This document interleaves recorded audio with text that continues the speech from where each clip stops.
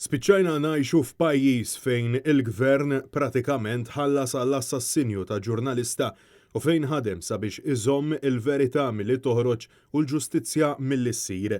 Dan stqarru l-kap tal-Partit Nazzjonalista Adrian Delija waqt intervista ma' Angelo Micallef fuq Net FM fejn fakkar kif gvern laburista ħataf l-istituzzjonijiet u uża lill-awtoritajiet sabiex ikunu protetti l-kriminali. Qed ngħixu f'pajjiż fejn kien hemm partit li nħataf minn klikka ta' kriminalità, illi mbagħad ħatfu l-gvern u litteralment ġabu kriminalità istituzzjonalizzata. Il-kap tal-Partit Nazzjonalista insista li pajjiżna għandu bżonn bidla radikali sabiex jinqata' minn dak li ġabna fih il-gvern laburista. Huwa tkellem ukoll dwar kif il-Prim Ministru wera immaturità politika meta ġixxa kif aġġixxa fl-istess waqt li pajjiżna kienet jaffaċċja t-tieni mewġa tal-pandemija f'pajjiżna. Robert Abela l-Prim Ministru jgħid: irbaħna uħorġu ċelebraw il-mewġ eżisti biss fil-baħar.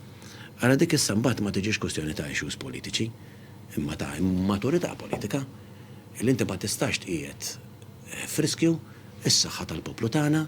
Il-kap tal-Partit Nazzjonalista kritika wkoll il-mod kif il-gvern qed jonqos milli jpoġġi liċ-ċittadin l-ewwel kif qiegħed dejjem jikber in-numru ta' persuni li jinsabu f'riskju ta' faqar li issa laħaq 82,000.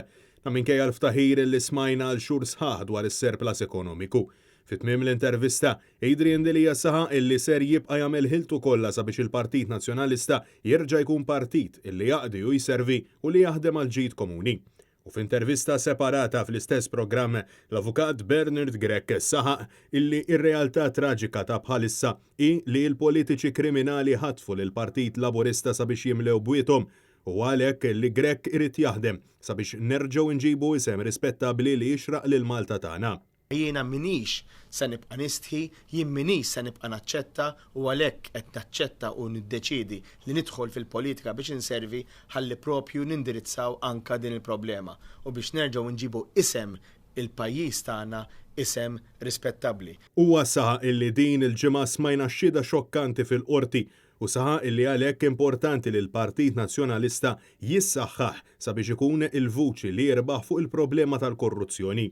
Bernard Grech sostna illi grazzi għal ħidma bil-għaqal u l-impenn serju tal-frontliners irnexxielna nikkontrollaw il-pandemija fl-ewwel xhur tagħha.